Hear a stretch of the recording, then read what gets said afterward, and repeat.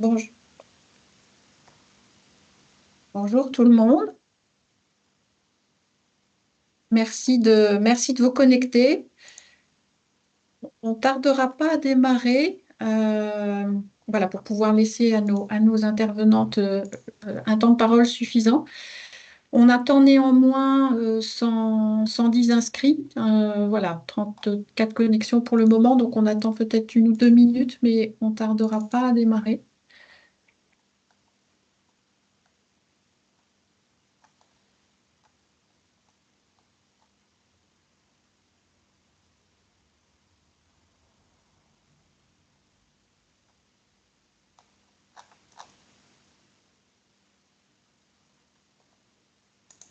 Allez, on se dit qu'à 11h03, on démarre.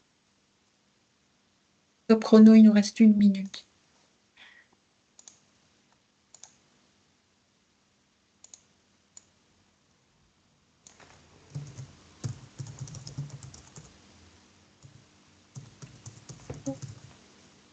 Démarre. On démarre. Allez, on démarre. Bien, encore une fois, merci à tous et aux personnes là qui continuent à se connecter. Nous sommes donc pour introduire ce webinaire, Manon et moi, nous faisons partie de Bretagne Compétitivité, donc la structure organisatrice du webinaire. Pour vous présenter très rapidement Bretagne Compétitivité, avant de rentrer vraiment dans le vif du sujet, nous sommes une association, on accompagne les entreprises bretonnes donc, sur l'ensemble de la région pour renforcer leur compétitivité, et ça au travers de 2 leviers, l'innovation et la transition écologique. On a 3 grands axes d'intervention: tout ce qui est action collective, dont des webinaires, des ateliers, des conférences, des rendez-vous B2B aussi. On conçoit, on anime des programmes, vous en connaissez peut-être comme Ecodo, qui est devenu Ecodo Pro, Bressfab, Chrysalide Écoactivité, Chrysalide Industrie. Et puis, on fait des prestations individuelles. Donc, on accompagne les entreprises sur un certain nombre de sujets que vous voyez affichés. Donc, tout ce qui est stratégie, pilotage de l'innovation, recherche de financement, tout ce qui est approche marketing commercial, la recherche de partenaires et puis des expertises plus spécifiques autour des normes et réglementations et puis propriété industrielle. Voilà, on est 24 collaborateurs et on accompagne 500 entreprises par an à peu près. Donc, on a, pour revenir plus spécifiquement sur le parcours adaptation, on a un format collectif dont fait partie ce webinaire, qui est plutôt du décryptage. Et puis, on a 2 parcours d'accompagnement qui sont entièrement pris en charge par nos financeurs ADEME Région Bretagne, mais aussi par la CCI Bretagne. On a un parcours, je ne vais pas rentrer dans le détail, on pourra y revenir, mais sachez qu'on a un parcours voilà, très, très collectif, très collaboratif pour les entreprises qui souhaitent vraiment engager leurs salariés et partager de l'information et commencer à construire un parcours d'adaptation avec ses salariés. Donc, c'est 2 demi-journées grand maximum.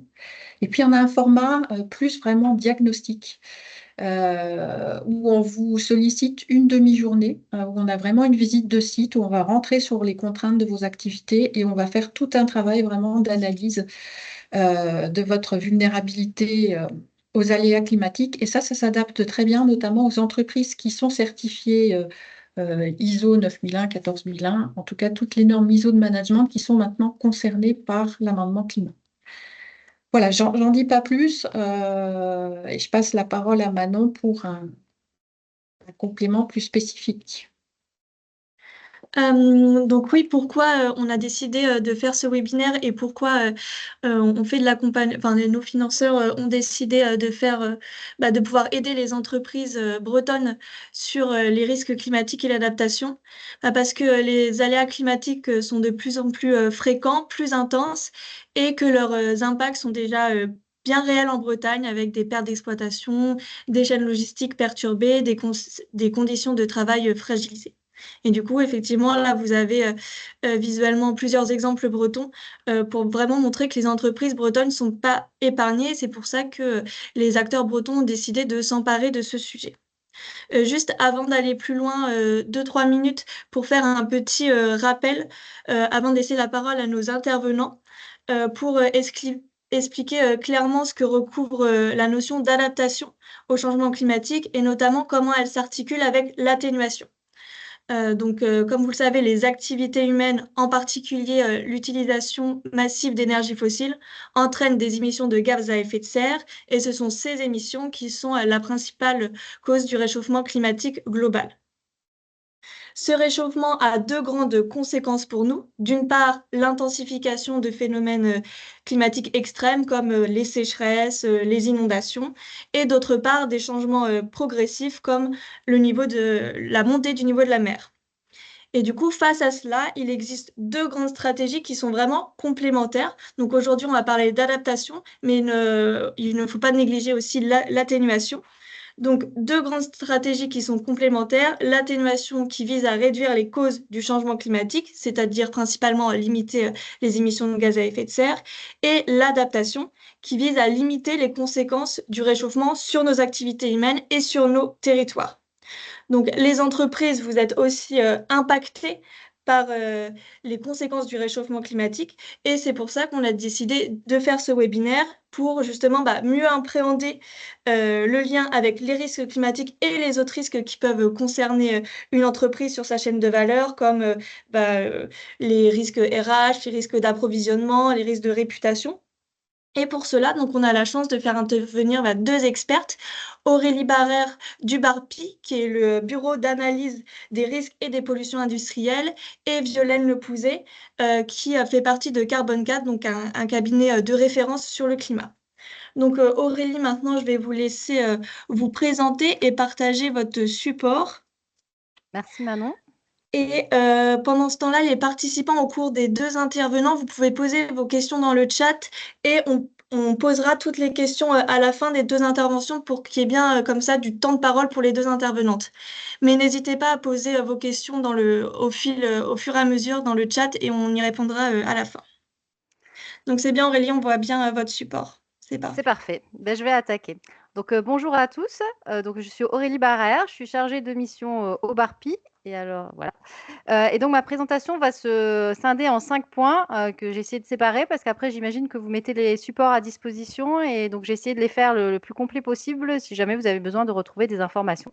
Alors tout d'abord, je vais vous parler de ce qu'est le BARPI parce que peut-être certains d'entre vous ne le connaissent pas. Donc c'est un bureau de l'administration centrale de la Direction générale de la prévention des risques du ministère de la transition écologique de la biodiversité, qui a pour objectif de travailler sur le retour d'expérience sur les accidents industriels et technologiques. Donc notre bureau est plutôt orienté sur les accidents qui concernent les ICPE, donc les installations classées pour la protection de l'environnement, mais on prend également en compte du retour d'expérience qui se passe sur des installations qui ne sont pas classées, mais qui sont donc juste en dessous des seuils de classement, parce que si vous connaissez la nomenclature, en fait, le classement souvent est à partir d'une quantité de produits, d'un volume ou d'un seuil, en fait.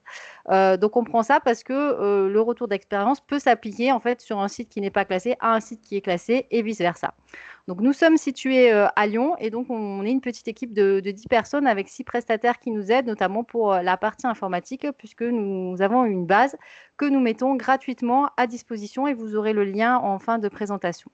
Donc, nos principales missions sont de collecter, centraliser et analyser les données relatives aux incidents et accidents industriels afin de les intégrer dans la base de données ARIA qui a été créée en 2001, mais qui prend en compte des événements qui étaient antérieurs à cette date-là. L'objectif est vraiment de garder la mémoire de ces événements parce que si ces événements se sont produits, ça veut dire qu'ils peuvent encore se reproduire, soit sur les mêmes installations, soit sur d'autres installations. On participe également à l'élaboration des réglementations techniques, notamment pour les installations classées pour la protection de l'environnement. On fournit un appui technique à l'inspection des installations classées et on essaie de détecter des tendances et de diffuser largement les enseignements issus de l'analyse de ces accidents. Donc pour ça, on a des productions qui sont disponibles gratuitement sur notre site internet, qui sont de différents formats, des fiches détaillées où on a une description assez complète des accidents en une dizaine de pages, des synthèses thématiques. Donc là, aujourd'hui, on est Natec, donc on a une synthèse sur les fortes chaleurs, on a une synthèse sur le grand vent, par exemple, des flash ARIA pour se poser les bonnes questions. Donc un flash ARIA, c'est un document très court, en recto verso, où vous avez des exemples d'événements qui sont produits en lien avec la thématique, par exemple les inondations, on en a plusieurs sur le sujet. Et au verso du document, vous avez les bonnes pratiques et les questions que doivent se poser les industriels, les exploitants, pour éviter que ces événements se produisent au sein de leur établissement. On a une lettre d'information à laquelle vous pouvez vous abonner gratuitement sur le site et qui est diffusée tous les 2 ou 3 mois. On produit régulièrement des articles dans la presse spécialisée et on a également des films à vocation pédagogique qui sont plus sur le retour d'expérience, mais on n'en a pas encore sur le NATEC. Et chaque année, on publie un inventaire des incidents et accidents survenus l'année précédente et celui de l'année 2024 va paraître début juillet. Donc, on va rentrer dans le vif du sujet maintenant et voir quels sont les risques naturels en France. Alors, pour cela, je vais vous projeter une petite vidéo qui dure 3-4 minutes. Donc, elle a été établie en janvier 2024, donc elle n'est pas très vieille, mais le plan national d'adaptation au changement climatique n'était pas paru au moment où la vidéo est sortie. Donc, vous verrez, c'est une petite contradiction par rapport à aujourd'hui, mais la vidéo reste vraie. Et donc, c'est pour avoir une approche un peu plus précise de quels sont les risques encourus aujourd'hui en France. Donc, normalement, on a fait un test. Tout va bien marcher, même le son. Inondations, feux de forêt, sécheresse, tempêtes, cyclones. Avec le changement climatique, certaines catastrophes naturelles vont devenir de plus en plus fréquentes et intenses. Mais en France, est-on vraiment concerné? Sans équivoque, la réponse est oui. Explication en moins de 3 minutes.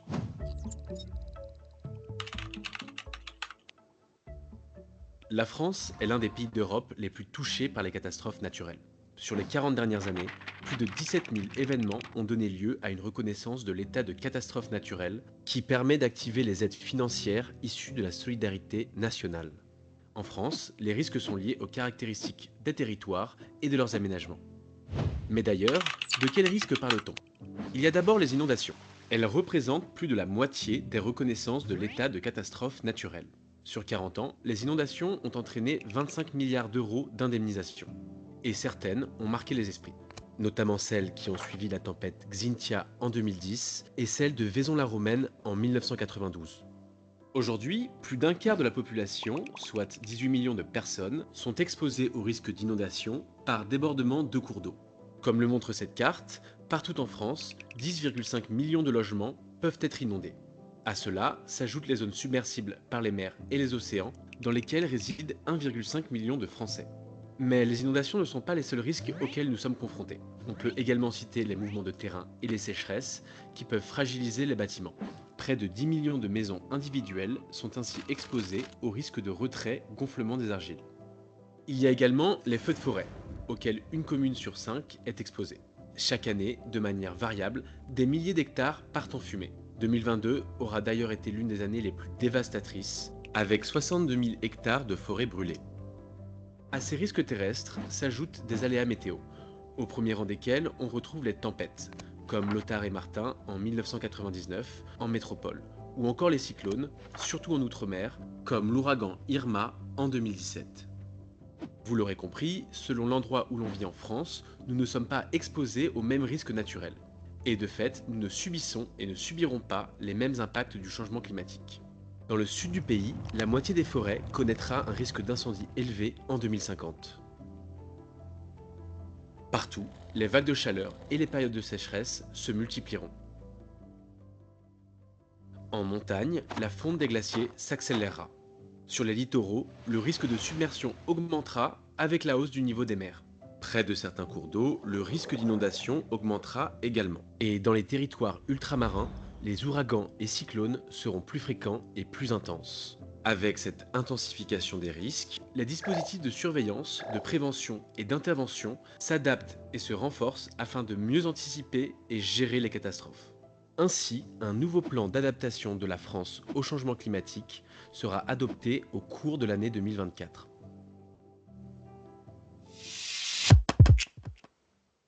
Donc voilà, maintenant que nous avons vu quels sont les risques naturels qui peuvent toucher la France, donc si vous avez bien fait attention, vous avez vu que finalement la région Bretagne sera un peu moins impactée par l'augmentation des températures, puisqu'on estime en fait en moyenne l'élévation sera moins importante en Bretagne que dans d'autres régions de la France, notamment la partie sud.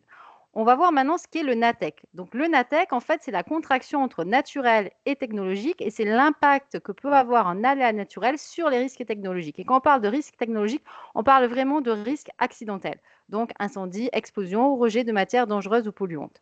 Donc pour que ce soit un peu plus clair dans vos esprits, je vous ai mis une infographie qui a été réalisée par l'INERIS et qui montre tous les risques NATEC auxquels une installation industrielle pourrait être exposée. Et donc, on voit bien que ça dépend vraiment de sa situation géographique. Nous, en installation classée pour la protection de l'environnement, souvent les risques sont liés au secteur d'activité. Les tanneries sont exposées aux mêmes risques, les verreries sont exposées aux mêmes risques, les raffineries sont exposées aux mêmes risques. Mais là, on voit qu'on dépend vraiment de la situation géographique. Est-ce que notre installation est située ou pas à côté d'un cours d'eau? Si on n'est pas situé à côté d'un cours d'eau, on n'aura pas d'inondation par débordement du cours d'eau, mais en revanche, on pourra avoir une inondation par ruissellement.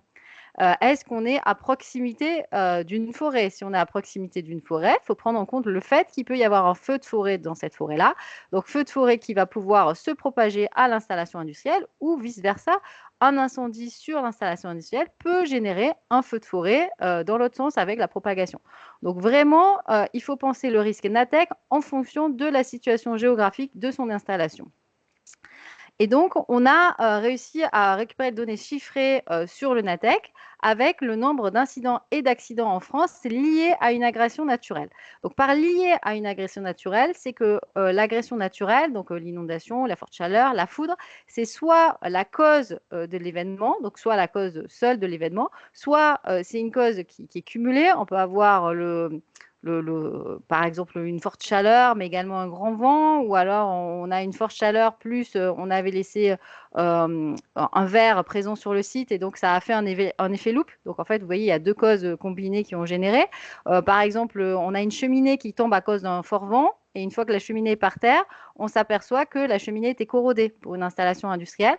Donc, on voit que la cause de l'événement, c'est en partie l'événement naturel, le vent, mais également la corrosion, qui est un événement qui n'a rien à voir avec une cause naturelle. Et également, lié à une agression naturelle, on enregistre les facteurs qui ont aggravé les événements. Donc là, l'été, quand on a des incendies liés aux fortes chaleurs, si en plus on a un grand vent, souvent le vent aggrave l'événement parce qu'il va être plus difficile à maîtriser, notamment par les sapeurs-pompiers. Donc si on regarde l'évolution de l'accidentologie depuis 2010 dans les installations industrielles, on voit qu'on a une augmentation sensible du nombre d'événements entre 2010 et 2024. Et cette augmentation est portée notamment par les événements liés aux fortes pluies et inondations, donc c'est les barres qui sont en bleu clair sur le graphe, et également par les événements liés aux fortes chaleurs. Et donc on voit qu'il y a également une augmentation sur les événements liés au vent, mais il y a une partie qui est en lien avec les fortes chaleurs, comme je vous le disais tout à l'heure, avec les incendies. Donc, si on fait une analyse macroscopique de ces événements avec la situation météorologique en France aux mêmes années, eh bien, on voit qu'il y a une certaine corrélation. C'est-à-dire, par exemple, si on prend l'année 2018, on voit qu'on a énormément d'événements liés au phénomène pluie-inondation. Mais cette année-là, on a eu des forts événements pluvieux en janvier avec des tempêtes qui ont touché une partie de la France. Et à la fin de l'année, on a eu des épisodes cévenols plutôt dans le sud de la France. Donc, on voit que vraiment, si les conditions météorologiques sont dégradées, et ben, on a plus d'événements sur les installations industrielles. C'est également vrai pour les fortes chaleurs, où 2022 a été une année très chaude, avec surtout beaucoup de jours de canicule. Et on voit qu'on a énormément d'événements liés aux fortes chaleurs. Donc, pour les fortes chaleurs, on voit en fait que ce qui est impactant sur les installations industrielles, c'est pas tant la température moyenne, c'est-à-dire c'est pas si on a pris 2 degrés de plus qu'on va avoir beaucoup plus d'événements, c'est si on a beaucoup de jours de canicule, de pics de chaleur, comme on peut avoir en ce moment. Moi, je suis à Lyon et en ce moment, nous sommes en canicule. Voilà. Alors, si on regarde ce graphe, on voit que il y a un NATEC qui a à peu près le même nombre d'événements chaque année. C'est la foudre. Donc, c'est les petits rectangles qui sont en bleu foncé sur le graphe. Et donc, ça, on peut penser qu'aujourd'hui, c'est le risque NATEC qui est le mieux maîtrisé par les industriels, et notamment ceux des installations classées pour la protection de l'environnement. Donc, c'est vrai qu'il y a une réglementation assez complexe sur le sujet, mais les moyens qui sont mis en œuvre, en fait, sont efficaces parce qu'on voit que chaque année, on a à peu près une dizaine d'événements, quel que soit le taux de foudroiement de la France. Et notamment, 2018, c'était l'année la plus foudroyée depuis les 30 précédentes années. Du coup, ça ne s'en ressort pas dans l'accidentologie. Mais hormis la foudre, tous les autres, le nombre d'événements est vraiment lié aux conditions météorologiques que l'on voit. Donc, si on fait une analyse voilà, pardon, général de tous ces événements, donc quel que soit le risque Natech, on voit que parmi les enseignements généraux qui sont importants d'avoir pour les industriels, c'est de savoir identifier les événements naturels qui peuvent impacter leur installation. Et comme je vous l'ai dit tout à l'heure, c'est vraiment lié à la situation géographique du site. Il faut savoir pouvoir retenir des événements de référence et savoir les réévaluer en fonction d'éléments nouveaux. Alors, qu'est-ce que c'est un événement de référence? C'est savoir que si on est près d'un cours d'eau ou si on est en zone inondable, quelle va être la hauteur d'eau maximale pouvant être atteinte sur site. Et pourquoi on doit réévaluer? Par exemple, quand il y a eu les tempêtes de novembre 2023 qui ont touché notamment la Bretagne, des records de vitesse de vent ont été battus. Et donc, ces nouveaux records de vitesse doivent être pris en compte par les industriels dans le cadre de leur site pour se dire, si on les a eu une fois, on peut à nouveau les avoir au niveau de notre site. Il va falloir élaborer différents scénarios et anticiper les difficultés retenues.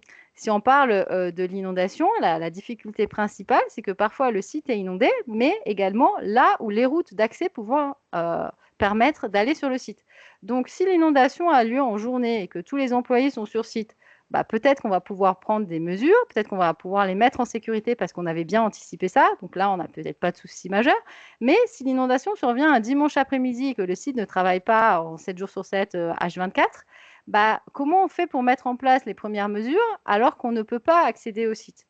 Voilà, sachant que quand il y a une inondation, souvent, il y a tout un secteur géographique qui est inondé. Ce n'est pas comme les fortes chaleurs. Les fortes chaleurs, il y a effectivement toute une zone géographique qui est impactée par les fortes chaleurs, mais souvent, l'incendie se produit sur un site et pas sur tous les sites en même temps, et fort heureusement pour les services de secours. Il faut également anticiper les mesures de mitigation à adopter. Si on prend le cas de l'inondation, on a 2 stratégies en inondation. On a soit on laisse l'eau rentrer sur site et en fait, on a déplacé tout ce qui avait de la valeur ou tout ce qui pouvait réagir avec l'eau et générer un accident. Soit alors, on va essayer d'empêcher au maximum l'eau de rentrer dans les bâtiments et par exemple, on met des bâtards d'eau. Mais on ne peut mettre des bâtards d'eau que si on avait préalablement eu des bâtards d'eau sur site. Sinon, ce n'est pas le jour de l'inondation qu'on va trouver des bâtards d'eau. Et il va falloir intégrer ce risque d'agression naturelle dans les procédures d'exploitation des sites. Alors, si on prend le cas des fortes chaleurs, on a beaucoup d'incendies sur les sites de traitement de déchets ou alors sur les zones de déchets des entreprises de production. Du coup, peut-être qu'on fait des rondes supplémentaires, on prend la température le soir en partant, on évite de laisser tous les déchets stockés pour le week-end en plein soleil à l'extérieur. Différentes mesures qui peuvent être mises en œuvre en fonction de la nature de l'activité et de ce qui est présent sur site. Et enfin, il faut que le personnel soit formé sur comment réagir et qu'est-ce qu'on fait. Un retour d'expérience qu'il y en a eu dans les tempêtes de novembre 2023, c'est que du coup, il y a eu fort vent et beaucoup d'eau. Des sites ont été inondés. Et les employés, ils ont quand même voulu le lendemain matin aller sur site parce qu'ils devaient travailler. Et donc, ils n'ont pas pu se déplacer ils se sont déplacés, mais à un moment, ils sont restés bloqués par la police qui coupait les routes qui étaient inondées. Et donc, il y a un exploitant qui a décidé que désormais, quand il y a une alerte vigilance qui est de couleur, il y a des situations, en fait, les employés ne doivent pas venir travailler, sauf si c'est l'exploitant qui les appelle. En fait, c'est l'inverse de ce qu'on pensait, mais du coup, ça évite de mettre les personnes en difficulté sur la route. Et donc, tout ça ne peut marcher que si on a un suivi des bulletins de veille météorologique. Et pour l'inondation, on a également un bulletin de suivi des veilles sur les crues. Donc, maintenant, je vais vous faire un focus. Bon, je vais essayer de passer rapidement parce qu'on n'a pas beaucoup de temps, mais je vous ai mis tous les éléments dans le diaporama pour que vous les retrouviez. Sur les principaux enseignements liés aux puits inondations, donc c'est qu'il faut déjà partir du postulat que l'inondation peut survenir sur une zone réputée non inondable. Ce n'est pas parce qu'on n'est pas dans une zone du PPRI que notre site ne va jamais être inondé.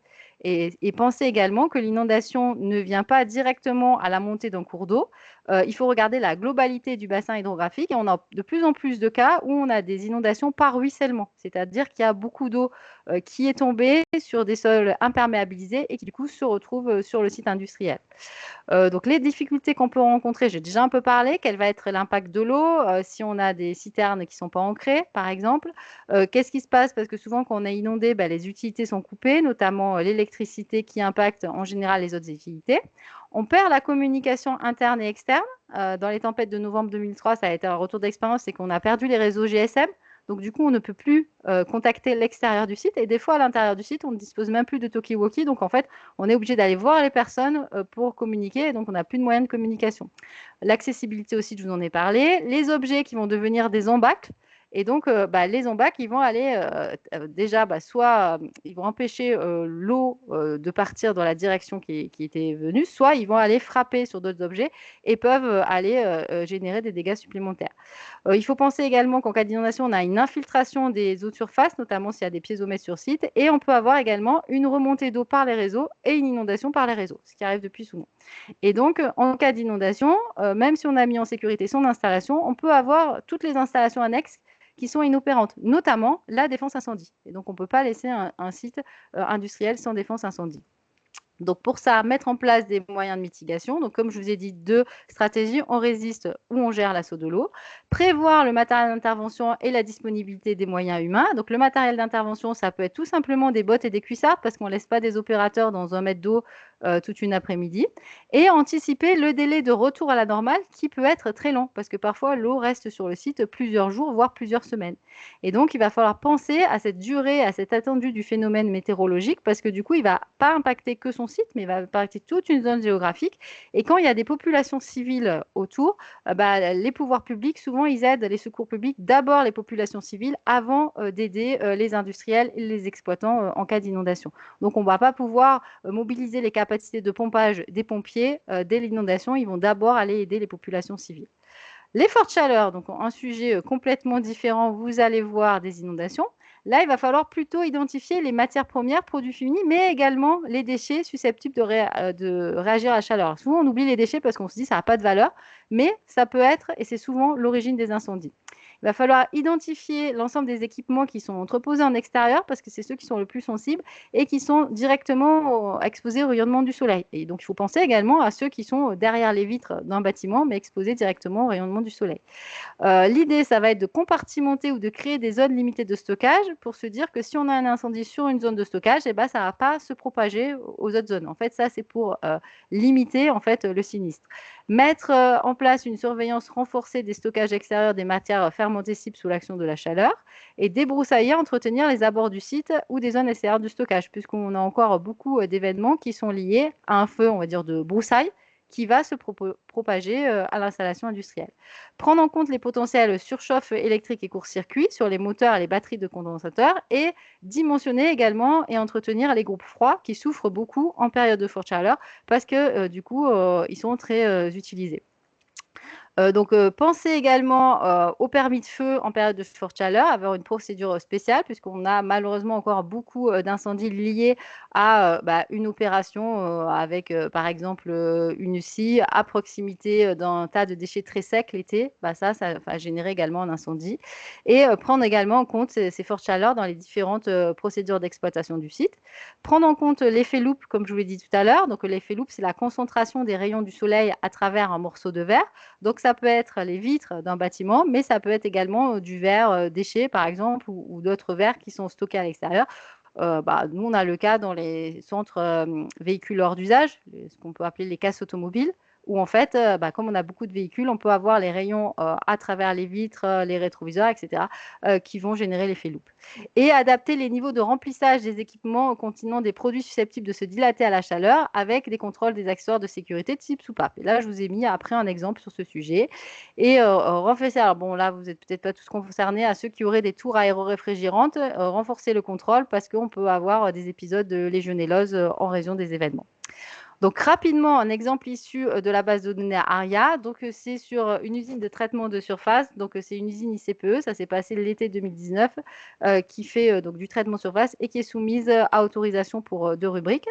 Donc, dans cette usine, il y avait lors du chargement de GRV, ils ont constaté une fuite sur un haut des GRV et donc la cuve a été déchargée et pendant le déchargement, en fait, la cuve a explosé. Donc, vous avez des photos, je ne sais pas si elles sont assez lisibles à l'extérieur, mais on voit que du coup, le GRV, il ne ressemble pas du tout à sa forme initiale. Donc, il n'y a pas eu de blessés lors de l'événement.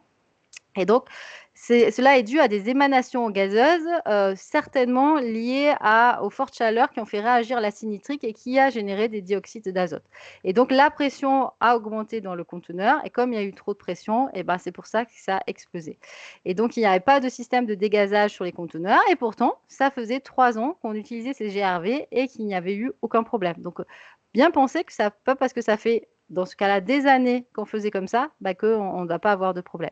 Donc à la suite de l'événement, on a simplement changé de conteneur et on a mis un bouchon spécifique pour le dégazage, notamment en cas de forte chaleur, qui permet d'éviter ce genre de phénomène, une explosion qui aurait quand même pu être très dangereuse pour le personnel qui était exposé. Donc, je vous remercie. J'ai essayé d'être rapide et je pense que je suis à peu près restée dans le timing. Donc, je vous ai mis l'adresse mail du Barpi si jamais vous aviez une question, l'adresse mail de notre site internet avec la page sur les risques climatiques et climatiques si vous voulez avoir plus d'événements. Et donc, vous pouvez trouver l'ensemble de ces publications qui sont soit liées aux fortes chaleurs, enfin, je vous ai classé par thème. Et donc, je pense que les supports vous seront mis à disposition et donc vous avez des liens hypertextes en fait pour pouvoir aller aux publications. Donc, comme je vous disais tout à l'heure, les publications sont d'accès gratuit, donc vous pouvez les télécharger et les transférer aux personnes à qui vous voulez, qui en auraient l'utilité. Je vous remercie, Merci je laisse la beaucoup, parole. Aurélie. Violaine, je vous laisse partager le support. Merci beaucoup Aurélie. Et effectivement, on partagera le support avec l'ensemble des liens. Et j'en ai profité dans le chat pour mettre aussi les liens vers la base et l'ensemble des publications. Merci. Bonjour à toutes et à tous, vous m'entendez? C'est bon? Oui, très bien, oui. Moi, je voulais juste commencer par vous recommander chaudement d'aller voir le site du Barpi. C'est vraiment super intéressant, effectivement. Et merci pour ce travail. C'est vraiment très, très riche en informations, en enseignements très, très concrets, quoi. Alors, moi, je travaille à Carbone 4. Nous, on a un cabinet de conseil qui... Donc, on accompagne des entreprises dans la compréhension des enjeux climatiques, tant au niveau de leur site qu'au niveau de leur stratégie, donc au niveau groupe. Et donc moi je suis responsable du pôle qui travaille sur l'adaptation et la résilience au risque physique depuis 10 ans. Il y a 10 ans, c'était un sujet qui émergeait, on va dire, doucement dans le monde des entreprises. Et aujourd'hui, clairement, on a une dynamique assez importante pour de multiples raisons, très variées, que ce soit la CSRD, la taxonomie, enfin des contraintes, on va dire, réglementaires ou de reporting, des pressions, on va dire, ou en tout cas des demandes des parties prenantes, que ce soit les parties prenantes, on va dire, financières, investisseurs, banques, ou bien vos clients potentiellement qui vous demandent des éléments. Bref, c'est un sujet qui commence à quand même pas mal se structurer. Et donc moi je vais vous partager un peu notre vision, notre approche à Carbone 4, et notamment la méthode OCARA qu'on a mis sur pied pour aider les entreprises à comprendre ces sujets. Alors donc, ce que je disais depuis 10 ans en fait, on accompagne des entreprises, plus de 200 missions sur à peu près tous les secteurs d'activité, tous les continents. Et à Carbone 4, on aime bien, on a un petit tropisme, on va dire, pour développer des méthodes dès lors qu'on a l'impression que ça peut être utile pour faire avancer le sujet. Et c'est le cas sur les risques physiques. On a mis en place plusieurs méthodes, on va dire, dédiées à certains types d'acteurs. On a créé par exemple la méthode CRIS en 2018 pour les acteurs financiers, pour analyser les risques sur les portefeuilles d'investissement. Voilà, c'est vraiment une méthode pour un type d'acteur et un besoin particulier. Et là, celle dont je vais parler aujourd'hui, c'est la méthode OCARA, qui a été développée en 2021, en partenariat avec l'ADEME, Bureau Veritas, HDI et la CCI Grand Est, qui était assez précurseur sur ces sujets. Et donc OCARA, c'est vraiment une méthode pour évaluer les risques physiques pour une entreprise de manière assez complète, vous allez le voir, et puis pour construire un plan d'adaptation. Donc je vais vous en parler un petit peu. Alors, le sujet là qu'on a vu déjà avec la présentation du Barpi, c'est qu'effectivement, vous le savez, on ne parle pas que d'un seul aléa climatique, on ne va pas parler que d'inondations, on va parler d'aléas climatiques qui sont très variés. Surtout quand on a sous contrainte, on va dire, le cadre de la CSRD ou de la taxonomie, on a en fait une trentaine d'aléas climatiques à balayer pour être compliant donc dans les règles, conformes avec les demandes de la CSRD ou de la taxonomie. Donc une trentaine d'aléas climatiques très variés, là j'en ai mis juste un échantillon, hein. Vous les reconnaissez, on va avoir des aléas qui vont être dits comme extrêmes ou ponctuels, donc des événements qui surviennent de manière ponctuelle, comme une inondation, une crue centennale, ça arrive une fois tous les 100 ans, mais on peut avoir une crue décennale, une crue milléniale, on peut avoir différents types d'inondations, je ne vais pas m'étendre.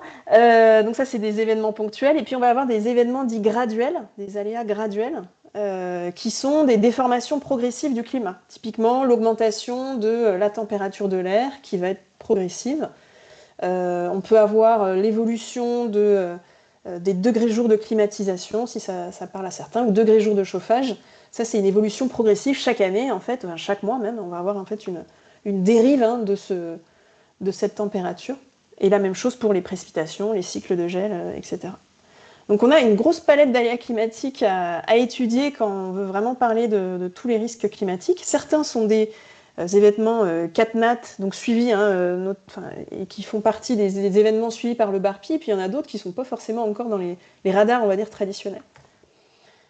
Et alors pourquoi on parle de tous ces aléas? Évidemment parce qu'il y a des impacts, comme l'illustrait la présentation précédente, des impacts très concrets, très opérationnels sur les sites, qui vont affecter la continuité d'activité du site. Alors ces impacts, on le voyait juste avant, ça peut affecter donc le bâtiment en tant que tel, les équipements, mais ça peut aussi affecter les utilities, donc par exemple l'approvisionnement en électricité ou en eau. Et donc ça, c'est des choses qui ne sont pas forcément dans le radar, on va dire, traditionnel des analyses de risques classiques en assurance, c'est de regarder finalement qu'est-ce qui va se passer sur le territoire dans lequel je suis implanté, et est-ce que je vais avoir effectivement des problèmes sur mon approvisionnement en électricité. Donc là, on avait mis un exemple hein, qui date un peu maintenant des exemples en Asie, au Vietnam ou en Chine, où il y avait eu des pénuries d'électricité, et donc des sites industriels avaient dû arrêter de produire. On a eu la même chose en fait là récemment, hein, vous le savez, à Paris, avec des ruptures d'électricité là, qui ont duré quelques heures, je crois, qui ont mis à mal certaines activités dans la capitale. Donc, risque sur la continuité d'activité. Deuxième type de risque, les risques financiers évidemment, parce que ça va coûter cher, parce que si on est sur le cas d'une inondation par exemple, on va avoir le site qui va être en arrêt, donc plusieurs jours d'incapacité de production. Et puis, afin de remettre en état le site, ça peut également coûter cher, et ça va dépendre des sites et des secteurs d'activité. Et donc on a un vrai risque financier.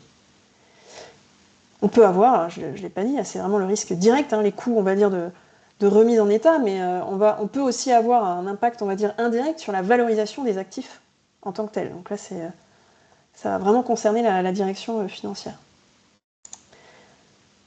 Autre type de risque, le risque de réputation, d'image pour l'entreprise. On prend souvent ce cas des incendies en Californie, où on avait le fournisseur d'électricité qui avait été mis en cause dans la survenue des méga incendies d'il y a quelques années. Et donc son image avait forcément pris un petit coup. Elle avait été mise en faillite pendant quelques mois. Elle est revenue, elle est toujours active, mais clairement, la confiance des différents acteurs et des parties prenantes sur cette entreprise a quand même pris un petit coup. On pourrait avoir la même chose pour une entreprise qui va avoir des fournisseurs qui vont faire défaut, évidemment. On en a eu un cas avec Constellium, il me semble, hein, le cas c'était l'année dernière, je crois, ou en début d'année avec des inondations et qui ont affecté en fait beaucoup de leurs clients. Enfin, autre type de risque, catégorie de risque, on va dire, c'est les risques de santé-sécurité. Hein. On parle de vagues de chaleur, évidemment, on fait le lien assez facilement avec des sujets d'accidents au travail qui peuvent être mortels dans certains cas. On pourrait aussi parler des autres types de catastrophes naturelles qui peuvent avoir un impact sur la santé et, on va dire, l'état des employés. du fait de ce qui se passe sur un site industriel ou ce qui se passe sur le territoire et sur leur lieu de vie, en fait.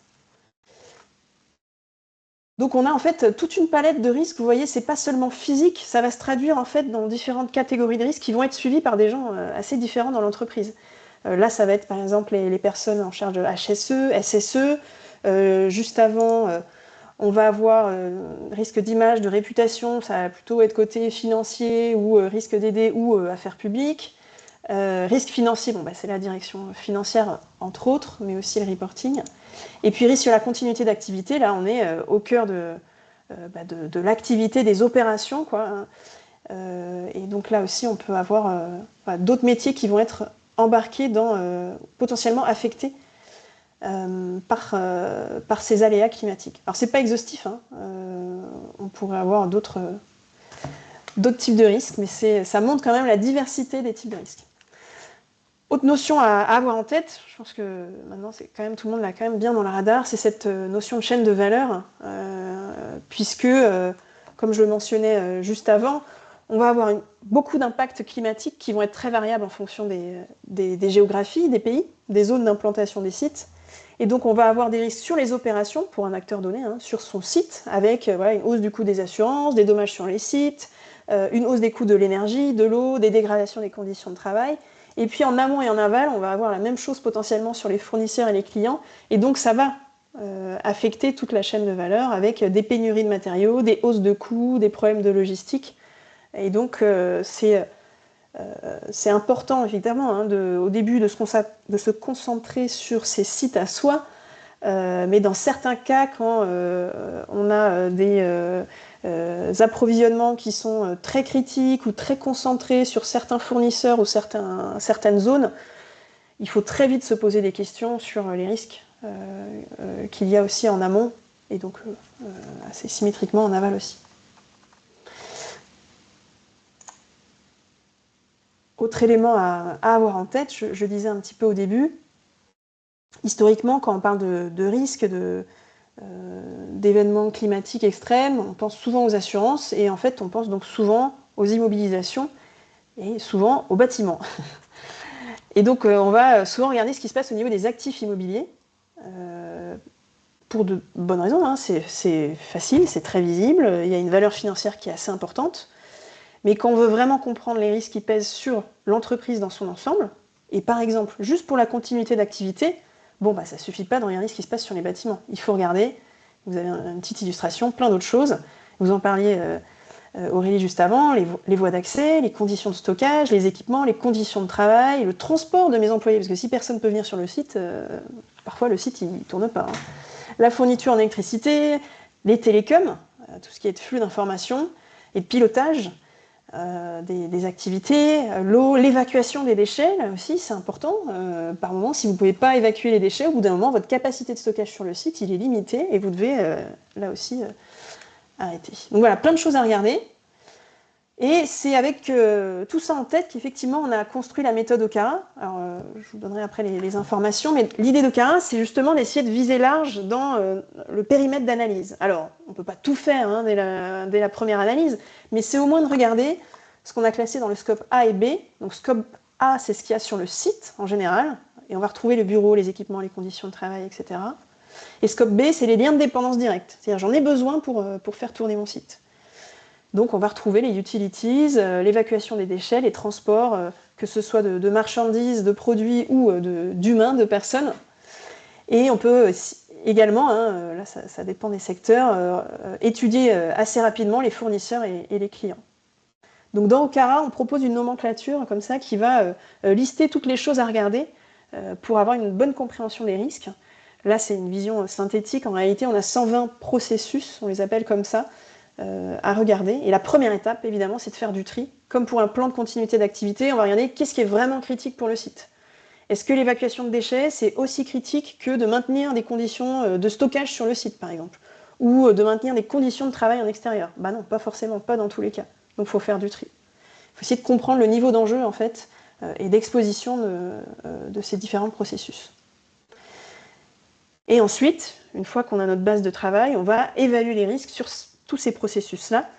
Et donc dans OCARA, hein, on décrit la méthode qui permet de le faire en vraiment en découpant l'analyse avec différentes sous-étapes, différentes métriques à évaluer pour aboutir à des scores de risque et à des plans d'adaptation. Je ne vais pas le décrire là aujourd'hui. Je vous montrerai plutôt les ressources qui vous permettront d'avoir plus d'informations. Et donc à quoi ça ressemble derrière?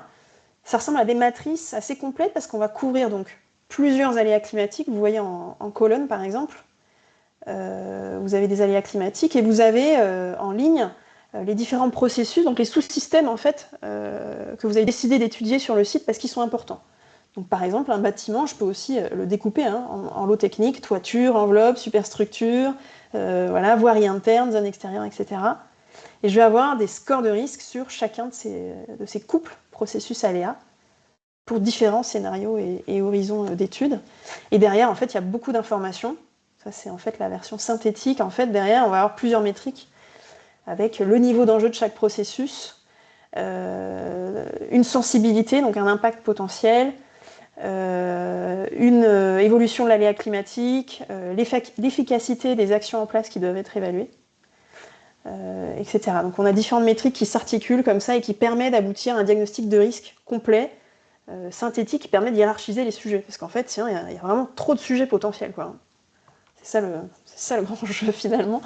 La grande problématique, c'est potentiellement, il y a beaucoup de choses à étudier, donc il faut vite faire du tri pour se focaliser et objectiver le fait que c'est ce sujet-là qui est important aujourd'hui, ou en 2035, ou en 2050. Et ensuite, on travaille sur des plans d'adaptation qui vont être organisés, désolé pour la coquille, par thématique et séquencés dans le temps. Une des particularités de cet exercice, donc vis-à-vis du changement climatique, c'est qu'on se projette à des horizons un peu plus lointains que d'habitude. On va raisonner à 2030, 2050, parfois plus loin quand on est sur des infrastructures qui ont une durée de vie très longue. Et donc il faut vraiment séquencer les actions dans le temps, tout en essayant de comprendre finalement qu'est-ce que j'ai envie de faire à 2050. Est-ce que j'ai vraiment envie de travailler à 2050? Non, c'est trop loin pour moi, je vais raisonner plutôt à 2030 dans un premier temps, et en gardant dans le viseur que dans 5 ans, il faudra que je réfléchisse à ce qui se passe pour 2050 par exemple. Donc il faut vraiment bien séquencer l'exercice. Et après, c'est assez classique, on va identifier différents types d'actions, les hiérarchiser, les évaluer pour vraiment identifier les actions à mettre en place à court terme. Et les budgéter, évidemment.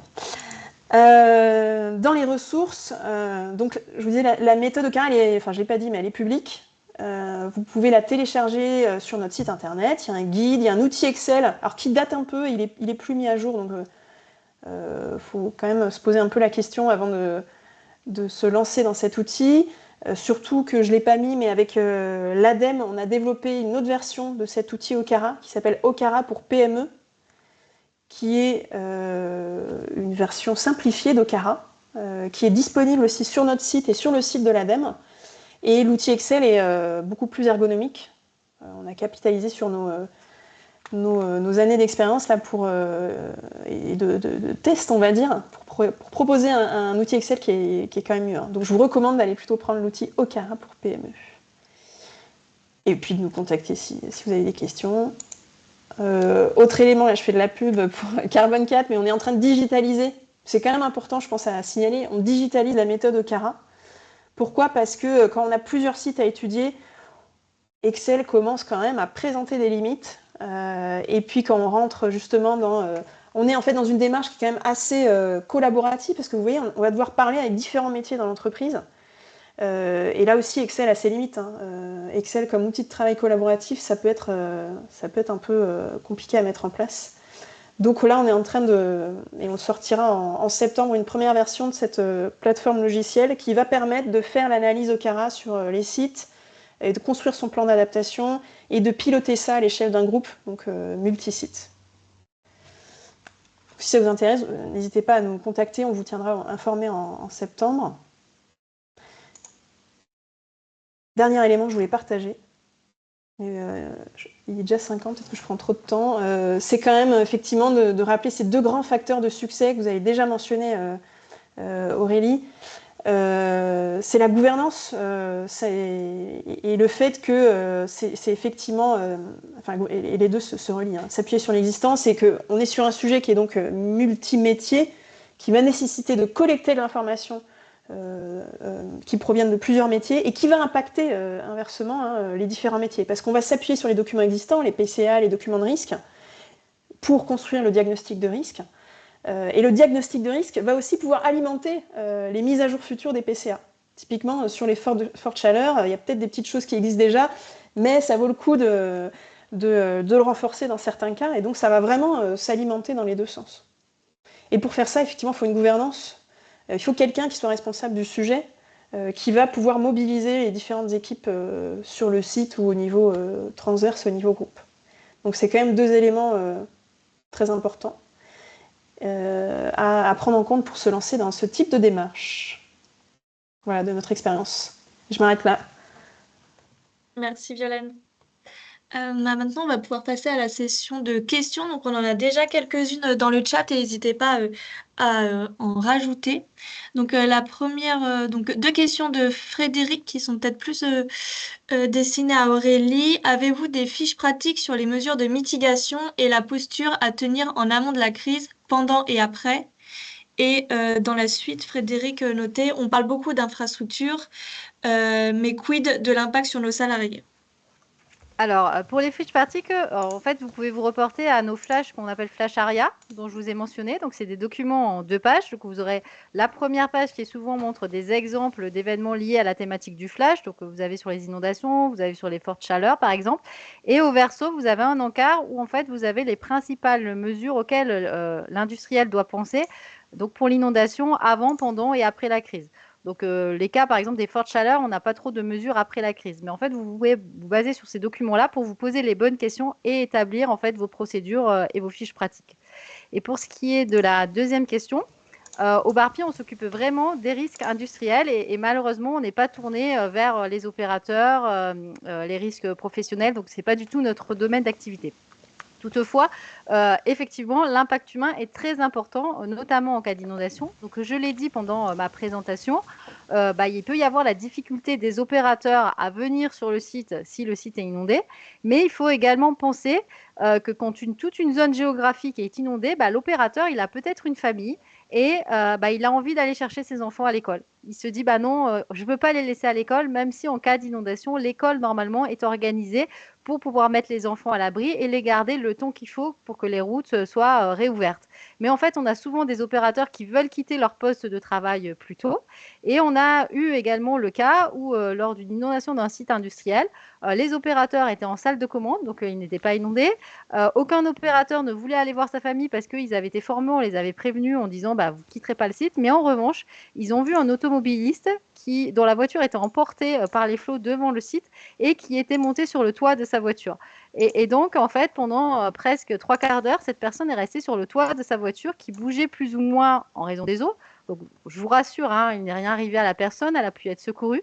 Mais du coup, pendant ces 45 minutes, l'exploitant nous a dit après que les opérateurs n'étaient pas du tout concentrés sur les tâches qu'ils avaient à mener et qui pourtant étaient importantes pour la mise en sécurité du site industriel. Et là, c'était un site Céveso, donc avec des dangers quand même relativement importants, parce qu'ils étaient préoccupés par le devenir de cette personne. Ils avaient appelé les secours, bien entendu, mais ils essayaient de se dire, est-ce que nous, on ne pourrait pas aller l'aider, sachant qu'en fait, ils auraient pu essayer aussi être impactés, puisqu'il y avait quand même énormément d'eau à ce moment-là. Donc, effectivement, la question humaine et l'impact humain est très importante et également à prendre en compte dans les risques NATEC. Peut-être, Violaine, que tu as des compléments, notamment dans le cadre d'accompagnement OCARA, où tu as peut-être des directeurs, directrices RH autour de la table sur comment gérer la crise au niveau des salariés. Oui, ça fait partie des sujets qui reviennent du coup assez souvent, forte chaleur. Tout le monde est à peu près concerné. Oui, ça va être donc les responsables, donc effectivement des risques professionnels ou HSE, SSE ou RH, pour essayer de comprendre. Alors, en fait, tout le monde va être sollicité à un moment donné parce qu'on ne peut pas décider de changer, par exemple, l'organisation des plages de travail sans discuter avec les opérations. Donc, même si c'est des sujets RH qui touchent l'humain, derrière, ça va forcément toucher d'autres directions dans l'entreprise, quoi. Aurélie, une autre question. Oui. Par rapport à l'exemple lié à l'entreprise de traitement de surface, est-ce que le BARPI est en capacité de faire remonter ces événements à l'autorité compétente MTMD WP15 pour faire évoluer la réglementation? Je pense que ça va Oui, plus bah, te parler qu'à moi. oui, la réponse est oui, tout à fait. Donc, on est un bureau de la Direction générale de la prévention des risques et on travaille avec les autres bureaux qui élaborent la réglementation et on leur fait remonter les cas d'événements particuliers qui pourraient être amenés. Et donc, dans de nombreux cas, on peut être à l'origine de la modification de la réglementation. Et quand il y a un arrêté ministériel qui pense en CSPRT, notamment sur la notion modification de la prévention liée au risque accidentel, le BARPI est consulté pour faire une analyse de l'accidentologie en amont et vérifier que les mesures qui vont être prises sont compatibles avec ce qu'on voit. Notamment, vous avez peut-être entendu parler qu'il y a eu un renforcement des mesures sur toutes les installations de traitement de déchets par rapport à la détection incendie. Bah, ça, c'est suite à différents éléments, dont une alerte du BARPI sur la récurrence des événements et notamment des incendies dans ces installations-là. Donc oui, on est en relation avec la réglementation et notre travail, c'est aussi de faire évoluer la réglementation pour une meilleure prévention des événements sur les sites industriels. Merci Aurélie. Violaine, deux questions sur la méthodologie OCARA. Quel type d'entreprise vous sollicite pour cette méthodologie? Et deuxième question, quelle est la durée pour appliquer la méthodologie OCARA à une PME? Alors, pour la méthodologie OCARA pour PME, donc il y a un guide qui décrit tout cela de manière assez opérationnelle aussi. Et il me semble qu'on dit que c'est 3 jours pour l'entreprise. Enfin, il faut que la personne de l'entreprise consacre à minima 3 jours, sanctuarise 3 jours pour mener l'analyse. Et cette personne-là qui va coordonner en fait un peu l'exercice, va mobiliser d'autres acteurs, on le disait, pour collecter de l'information. Et après, ça s'étale sur plusieurs mois quand même, le temps d'organiser toute cette collecte d'informations et cette réflexion. Et qui est-ce qu'on accompagne? On accompagne vraiment tout type d'entreprise, quel que soit le secteur d'activité, quelle que soit la taille de l'entreprise. On utilise OCARA. En fait, OCARA, si vous voulez, c'est comme un cadre conceptuel qu'on utilise dans toutes nos analyses de risque maintenant. Et donc, la méthode, elle a été vraiment conçue pour être appliquée de manière assez granulaire sur un site donné, mais on peut aussi utiliser OCARA pour faire des analyses un peu moins granulaires, un peu plus macro au niveau d'un groupe, par exemple. Donc, on est vraiment, c'est vraiment un cadre qui est assez flexible, on va dire, dans le niveau de granularité de l'application, au niveau de détail de l'application. Mais ça s'applique à tous les secteurs. Merci à toutes les deux. D'après votre expérience dans les PME, y a-t-il des secteurs d'activité qui sont plus exposés aux aléas climatiques? Alors, comme j'ai dit tout à l'heure, pour ma part, ce qu'on voit, ça dépend vraiment de la situation géographique du site, notamment pour l'inondation, les feux de forêt. Après, pour ce qui est de la foudre, la foudre, ça va toucher, tout le monde peut être impacté par la foudre, quel que soit le secteur d'activité. Donc, il n'y a pas de secteur d'activité privilégié. Pour ce qui est des fortes chaleurs, on remarque quand même que la majorité des événements, donc c'est des incendies, et c'est soit sur des sites de traitement de déchets, soit sur les parcs à déchets des installations de production.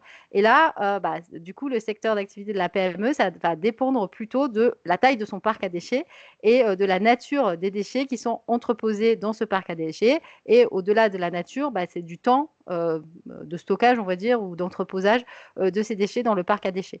Donc, en général, ça ne dépend pas du secteur d'activité, sauf pour les fortes chaleurs, je dirais, et les déchets qui sont quand même les plus impactants sur ce point-là. Oui, pour compléter, je suis d'accord, il y a l'aspect localisation déjà, qui va beaucoup jouer. Et puis vous voyez, si on veut regarder vraiment là, les 30 aléas climatiques, on va avoir des facteurs de vulnérabilité qui vont être très différents en fonction des aléas. Par exemple, si vous n'avez pas par exemple, le secteur du BTP ou du maraîchage, il y a beaucoup d'employés qui travaillent en extérieur, ils vont être plus sensibles aux vagues de chaleur, par exemple. Donc il va y avoir à chaque fois des petits facteurs de sensibilité un peu différents en fonction des aléas qu'on regarde, et donc des secteurs. Donc après, vous dire de manière globale, c'est jamais évident. Ce qu'on peut dire quand même, c'est que dans le secteur tertiaire, c'est a priori moins sensible que des secteurs où il y a du physique, des éléments stockés, d'utilisation d'électricité ou de l'eau très critique, etc. Voilà, je pense qu'à ce stade, c'est quand même compliqué de faire une généralité, on va dire, sur un secteur qui serait vraiment plus exposé que les autres, quoi. Et en parlant de secteur, est-ce que vous avez, donc une question, avez eu l'occasion d'examiner en particulier les risques spécifiques aux infrastructures énergétiques, gaz, électricité, autres? Alors oui, on l'a fait. On a vraiment couvert tous les secteurs, ce qui nous permet justement de savoir quoi dire vis-à-vis de l'exposition de la fourniture d'électricité, typiquement, pour un autre industriel, ou l'eau pour un autre industriel. On arrive à couvrir comme ça toutes les dépendances. Tout à fait. Et en cas d'événement NATEC, ce qu'on peut rajouter, c'est que des fois, en fait, c'est finalement la perte d'utilité électrique qui va être beaucoup plus impactante que l'événement NATEC en lui-même.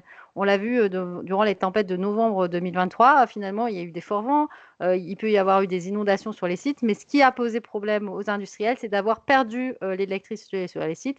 Et pendant les tempêtes de novembre 2003, on a quand même des sites qui ont perdu, qui n'avaient pas d'utilité électrique pendant plusieurs jours. Et parfois, ils ne sont pas en mesure d'adapter leur activité pendant autant de temps. Et donc, il faut qu'ils récupèrent une alimentation, donc possiblement avec des générateurs de secours, mais il faut avoir anticipé pour avoir, pour les fonctions de base ou vitales pour l'entreprise, très rapidement. Donc, parfois, c'est vraiment la perte des utilités qui va être le point noir dans l'événement NATEC et pas en soi l'événement naturel lui-même. Je ne sais pas si je suis claire dans mes propos, mais en tout cas, c'est très important.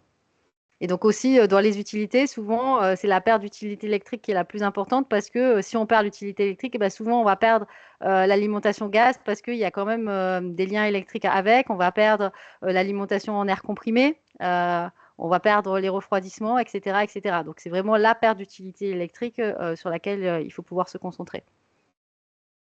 Merci Aurélie. Encore une dernière question. Il y en a une auquel Violaine a déjà répondu sur les impacts humains. Une question pour Violaine. Est-ce que vous proposez des formations à la méthodologie OCARA? Oui, on a différents types de formations. On a une formation sur étagère inter-entreprise, comme on dit, avec des classes virtuelles et tout le monde peut s'inscrire. Sur notre site, vous pouvez la retrouver.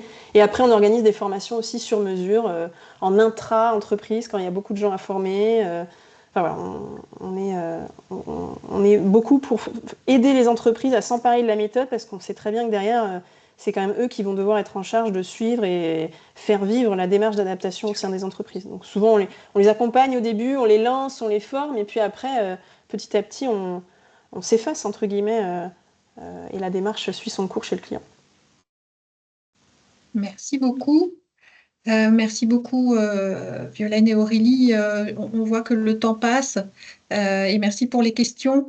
On vous partage une dernière slide. N'hésitez pas à aller sur notre page Adaptation au changement climatique sur le site de Bretagne Compétitivité. Vous allez y trouver pas mal de ressources puisqu'on fait une veille mensuelle. On met pas mal de documents en ligne, donc n'hésitez pas à y aller. N'hésitez pas aussi à vous abonner à la newsletter d'actualité sur l'environnement, qui est un peu plus large que l'adaptation, mais vous allez y trouver des sujets très intéressants. On va vous mettre en lien aussi dans le chat, parce que c'est important pour nous et pour nos financeurs. Voilà, un lien pour que vous puissiez répondre vous l'avez aussi avec le QR code, vous puissiez répondre à une petite enquête de satisfaction. Vous pouvez aussi nous demander sur quel sujet vous souhaiteriez qu'on fasse ces webinaires. On aura d'autres webinaires à la rentrée, très probablement autour du sujet justement la santé au travail, qui a été pas mal évoqué dans vos questions, et un autre sujet autour de l'assurance que vous avez évoqué toutes les deux. Voilà, les sujets autour de l'assurance et peut-être d'autres aussi.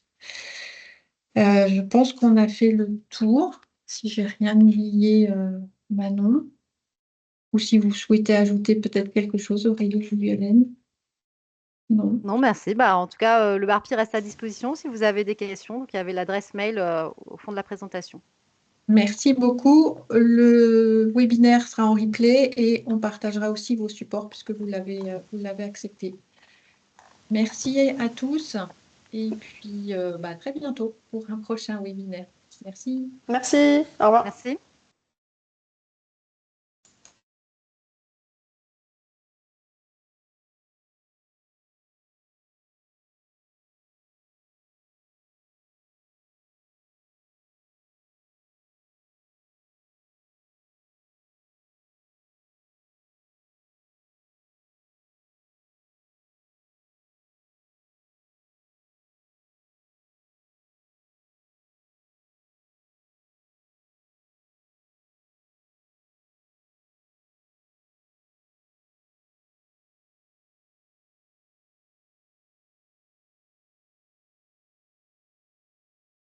Excuse-moi, j'ai zappé une slide quand j'ai démarré.